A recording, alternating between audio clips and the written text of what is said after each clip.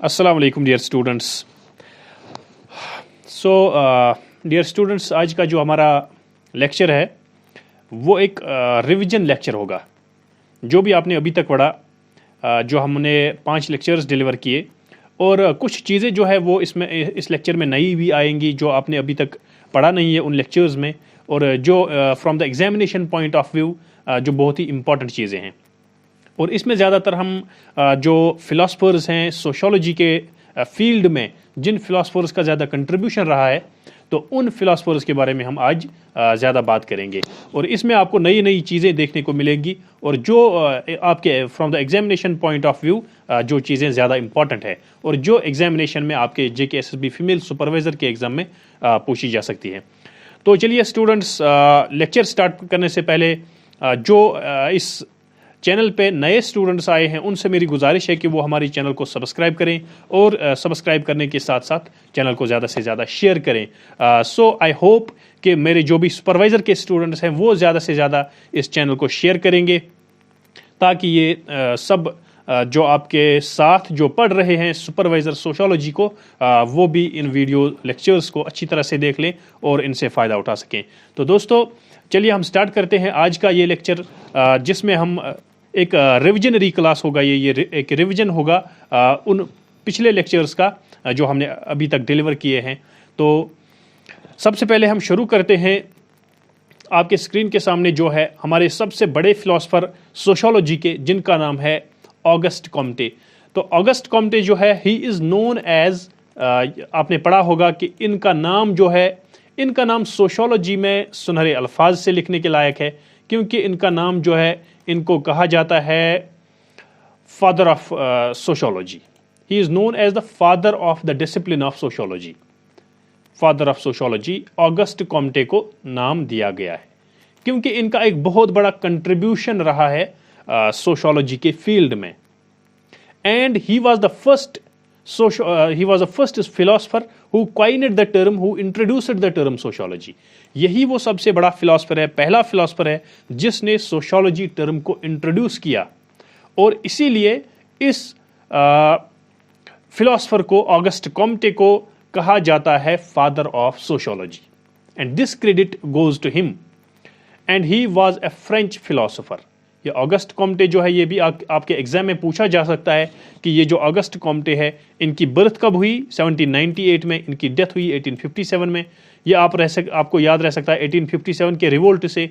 ठीक है, जब इंडिया में 1857 का रिवोल्ट हो रहा था, तो उन दिनों ऑगस्ट कॉम्टे की डेथ भी हुई। ठीक है, तो ये एक फ्रेंच फिलोसफर थे। इन्होंने ही सोशोलॉजी टर्म को कॉइन किया, और इनको ही फादर ऑफ सोशोलॉजी का लक़ब जो है वो दिया जाता है, क्योंकि इन्होंने ये इस टर्म को कॉइन किया, और इन्होंने बहुत ही ज़्यादा कंट्रीब्यूशन, अभी तो हमें उस डिटेल में नहीं जाना है कि इनका क्या कंट्रीब्यूशन रहा है सोशोलॉजी में, सोशोलॉजी के फील्ड में, लेकिन इनका बहुत ज़्यादा कंट्रीब्यूशन रहा है। That is why for that contribution he has made to the field of sociology, he is known as the father of sociology. ठीक है, तो ऑगस्ट कॉम्टे जो है, इन्होंने सबसे पहले ये वर्ड सोशोलॉजी यूज़ किया, लेकिन किस बुक में किया, किस वर्क में किया? इन्होंने अपनी फेमस वर्क पॉजिटिव फिलॉसफी में ज्यूरिंग 1839 ये टर्म जो सोशोलॉजी है ये यूज़ की। तो ये भी आपके एग्जाम में पूछा जा सकता है कि ऑगस्ट कॉम्टे जी ने जो सबसे पहले सोशोलॉजी की टर्म यूज़ की, वो किस बुक में की, वो किस वर्क में की? तो वो की है उन्होंने पॉजिटिव फिलॉसफी में ज्यूरिंग 1839। और इन्होंने सोशोलॉजी को एक नाम दिया साइंटिफिक स्टडी ऑफ सोसाइटी। ठीक है, now this can also be asked in your examination, which sociological philosopher called sociology as a scientific study of society. किस फिलोसफर ने इस सोशोलॉजी को साइंटिफिक स्टडी ऑफ सोसाइटी का नाम दिया? तो वो कौन है? वो है Auguste Comte, none other than the father of sociology, Auguste Comte. इसके बाद देखेंगे कि ऑगस्ट कॉम्टे ने सोशोलॉजी को 2 पार्ट्स में डिवाइड किया। एक है सोशल स्टैटिक्स एंड दूसरा है social dynamics. Now what do these 2 parts mean? Social statics जो है, जो स्टैटिक पोर्शन है सोसाइटी का, उसमें हम पढ़ते हैं फैमिली, इकोनॉमी और रिलीजन के बारे में, यानी सोशल इंस्टीट्यूशंस जो है, मेजर सोशल इंस्टीट्यूशंस, उनके बारे में हम सोशल स्टैटिक्स में पढ़ते हैं, क्योंकि ये स्टैटिक इंस्टीट्यूशंस हैं। Now the second, social dynamics, इसमें क्या पढ़ते हैं? सोशल चेंज के बारे में, सोशल प्रोग्रेस के बारे में, लाइक जो हम सोशल स्ट्रैटिफिकेशन, या मतलब जिसमें हम कास्ट पढ़ते हैं, बाकी चीज़ें पढ़ते हैं, मतलब डिफरेंट क्लासेस पढ़ते हैं, तो ये सारी चीज़ें जो है सोशल डायनामिक्स में आती हैं। तो सोशल स्टैटिक्स, यहाँ पे हमारे इंटरेस्ट की बात यह है कि सोशल स्टैटिक्स और सोशल डायनामिक्स, वो किसने, ये दो हिस्सों में सोसाइटी को किसने, सोशोलॉजी को किसने डिवाइड किया? वो क्या है? Father of sociology Auguste Comte ने। इसके बाद और एक इंपॉर्टेंट चीज है, ऑगस्ट कॉम्टे ने एक लॉ दिया, law of 3 stages. Law of 3 stages, it has been coined by August Comte, and this law consists of the 3 stages: the theological stage, the metaphysical stage and the positive stage. In stages को हम detail में नहीं पढ़ेंगे, खाली आप ये याद रखेंगे कि लॉ ऑफ 3 स्टेजेस जो है, ये लॉ किसने दिया? ऑगस्ट कॉम्टे ने। और इसमें जो 3 स्टेजेस हैं वो क्या है? The theological stage, metaphysical stage and the positive stage. These are the 3 stages in the law of 3 stages which has been given by August Comte. तो ये भी आप याद रखेंगे, बस इसमें हम डिटेल में नहीं जाएंगे। इसके बाद देखेंगे, अभी हमने देखा कि जो फादर ऑफ सोशोलॉजी हैं वो है ऑगस्ट कॉम्टे, और उन्होंने अपनी बुक पॉजिटिव फिलॉसफी में इसको नाम दिया सोशोलॉजी, ये सोशोलॉजी का कॉइन टर्म जो है वो कॉइन किया। ठीक है, ये अभी हमने देखा। लेकिन ऑगस्ट कॉम्टे की जो ये वर्क है पॉजिटिव फिलॉसफी, इसको इंग्लिश में ट्रांसलेट किया हैरिट मार्टिनेव, और इनको कहा जाता है first women sociologist. She is regarded as the first women sociologist, ये भी आप याद रखेंगे। इसके बाद हर्बर्ट स्पेंसर का देखेंगे। हर्बर्ट स्पेंसर जो है ये भी एक सोशोलॉजी में बहुत इंपॉर्टेंट और बहुत ही ज़्यादा माने जाने सोशोलॉजिकल फिलोसफर माने जाते हैं। ठीक है, और ये जो फिलोसफर थे ये इंग्लिश फिलोसफर थे। Herbert Spencer was an English philosopher and he was born in 1820 and died in 1903। Now अब सबको पता है कि फादर ऑफ सोशोलॉजी जो है वो है Auguste Comte, but sometimes you may be asked in the examination that who is known as the second father of sociology. Second father of sociology, now the second father of sociology is none but Herbert Spencer, and he is also one of the great philosophers in the field of sociology, and his contributions are also known. उनके जो contributions है, major contributions इनके भी हैं, वो तो हमें detail में यहाँ नहीं पढ़ने हैं क्योंकि हमें एग्जाम में उनके बारे में नहीं पूछा जाएगा। तो जो मोटी मोटी चीज़ें हैं, जो इंपॉर्टेंट चीज़ें हैं, उनका हम जिक्र यहाँ पे कर रहे हैं ताकि क्विक रिविजन हो जाए और आपकी इंफॉर्मेशन जो है उसमें थोड़ा सा एडिशन हो जाए। चूंकि ये जो हर्बर्ट स्पेंसर थे, ठीक है, ये चार्ल्स डार्विन की बुक जो है the origin of the species, जिसमें उन्होंने ओरिजिन दिया है स्पीशीज का, कि आपने पढ़ा होगा चार्ल्स डार्विन की जो थ्योरी दी है उन्होंने regarding the origin of species, तो उसके बारे में आपने पढ़ा होगा। तो ये जो हर्बर्ट स्पेंसर थे ये इस बुक से बहुत ही इम्प्रेस्ड थे। ठीक है, he was impressed, influenced by the book of Charles Darwin, namely the book is named as the origin of the species.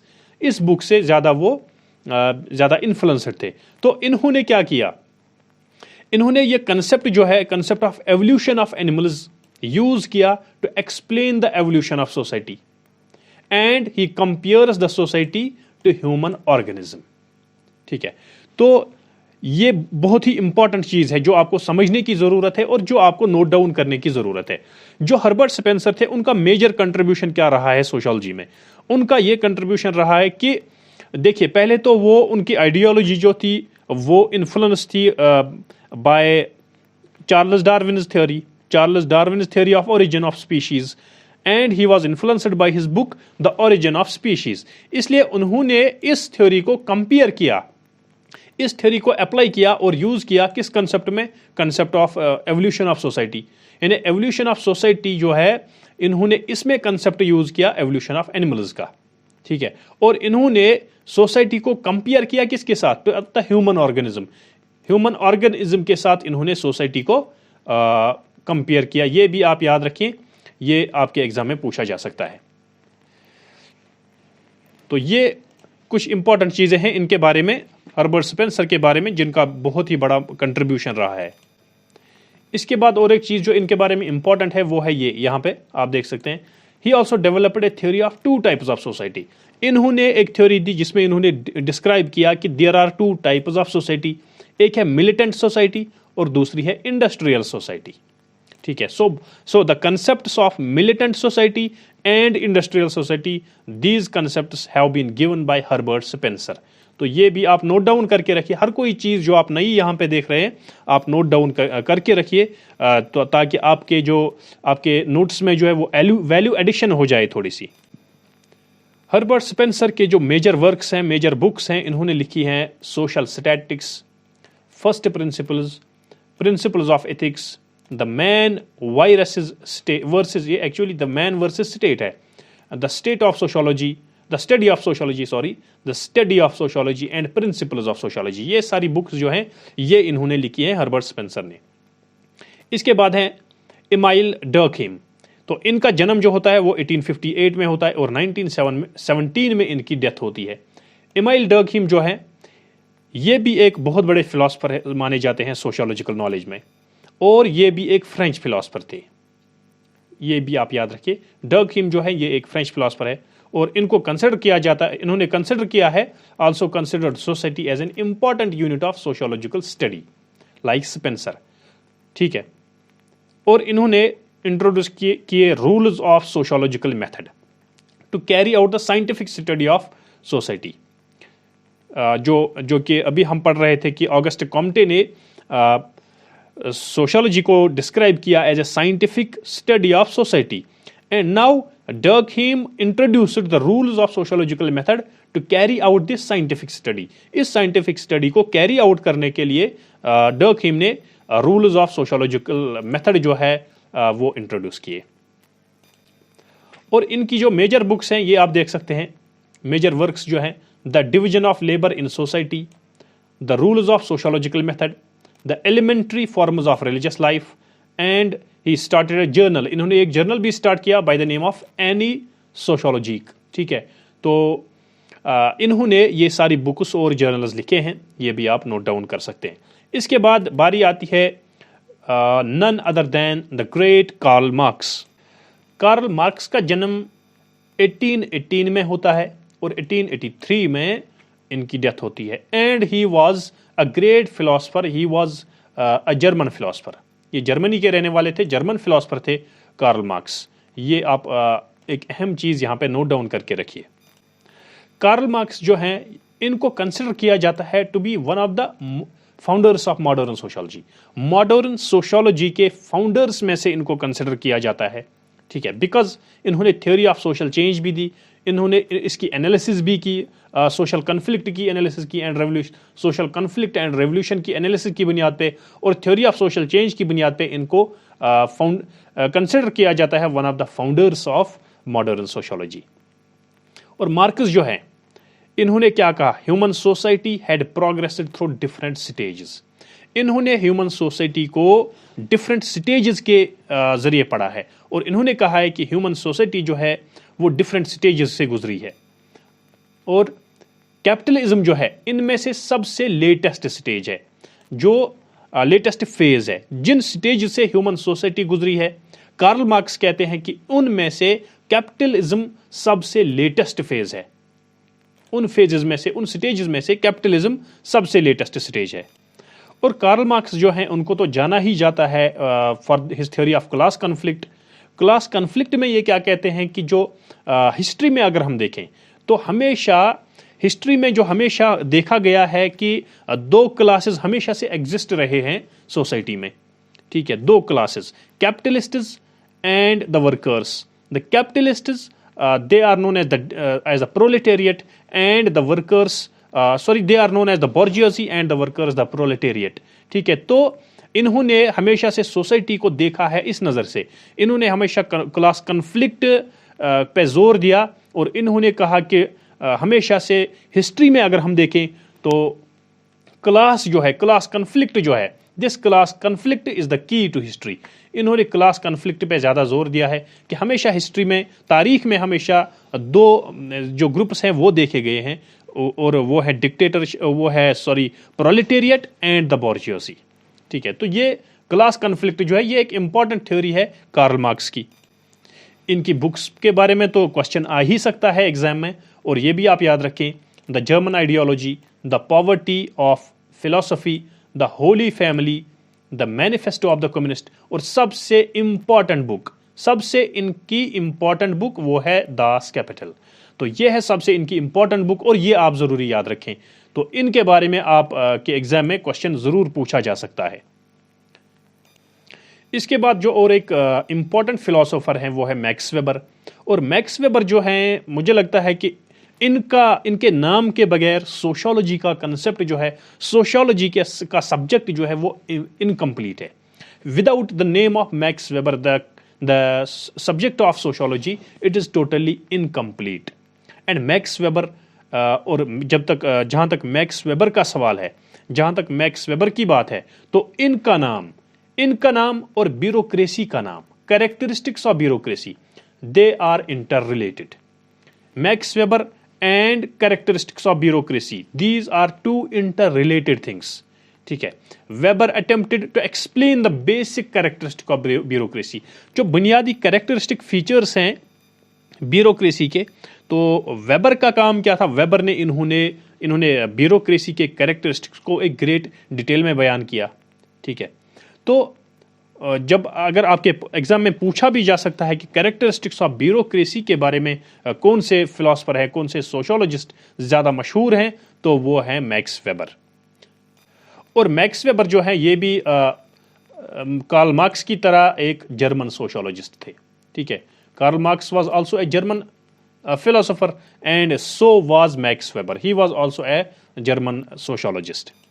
इसके बाद अगर हम इंडियन सोशियोलॉजिस्ट की बात करें तो उनमें सबसे ज़्यादा सरफहरिस्त आते हैं डॉक्टर M.N. श्रीनिवास। और ये इंडिया के लिहाज से अगर हम बात करें तो इंडिया के लिहाज से अभी तक जो मैं बोल रहा था कि मैक्स वेबर और sociology they are two inter related things, but M.N. Srinivas and Indian sociology ये भी आपस में दो जुड़ी हुई चीज़ें हैं। ठीक है, M.N. श्रीनिवास का बहुत ही कंट्रीब्यूशन रहा है इंडियन सोशियोलॉजी में।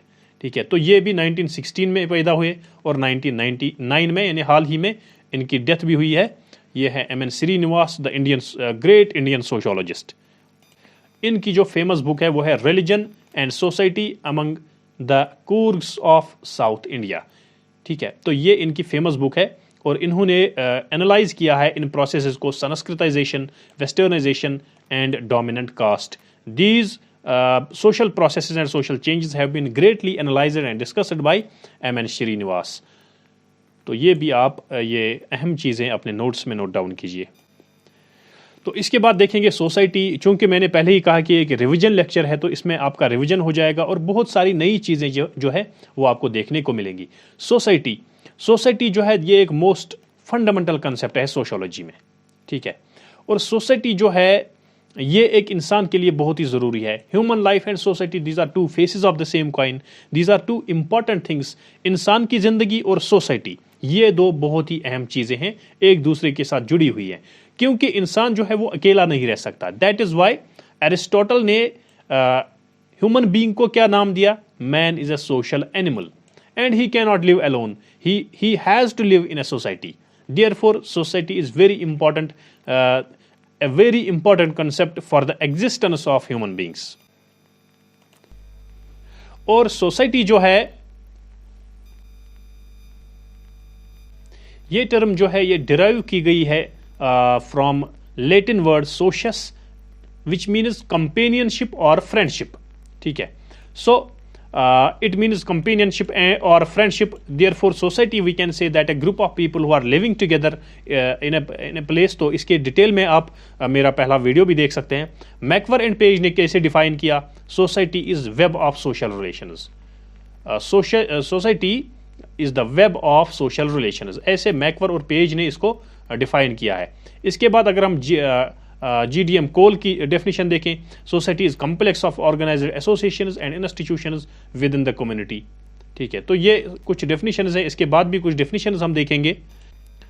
Professor F.H. गिडिंग्स, इनकी डेफिनेशन क्या है? Society is the union itself, the organisation, the sum of formal relations in which associating individuals are bound together.